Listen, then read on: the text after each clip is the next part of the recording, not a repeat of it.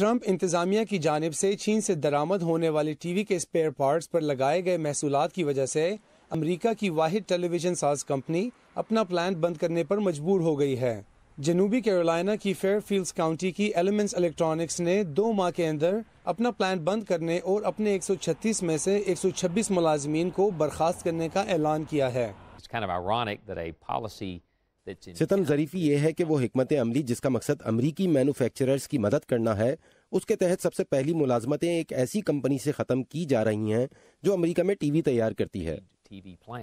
تجزیہ کاروں کا کہنا ہے کہ جنوبی کیرولائنا کی ٹی وی ساز کمپنی کی طرح چھوٹے کاروباری ادارے نئے محصولات کے باعث مشکل کا شکار ہیں، کیونکہ وہ اکثر غیر ملکوں سے چھوٹے پارٹس درآمد کرتے ہیں۔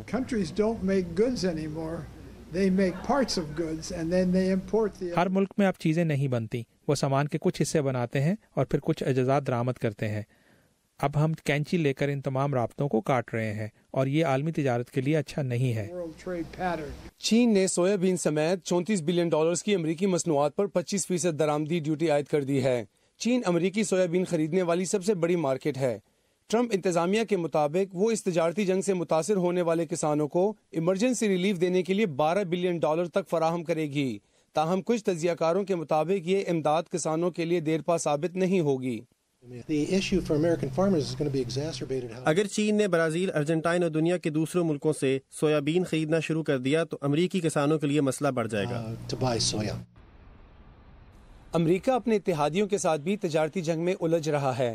حال ہی میں ترکی سے دھات کی درآمد پر ٹیرف لگائے گئے ہیں۔ امریکی صدر ڈونلڈ ٹرمپ کہتے ہیں کہ دوسرے ملک امریکہ کا فائدہ اٹھا رہے ہیں اور وہ تجارت کو منصفانہ بنانا چاہتے ہیں۔ وہ مینوفیکچرنگ کے شعبے میں روزگار کو بھی امریکہ میں ہی رکھنا چاہتے ہیں، لیکن تجزیہ کاروں کا کہنا ہے کہ کچھ اقتصادی رجحانات کو تبدیل نہیں کیا جا سکتا۔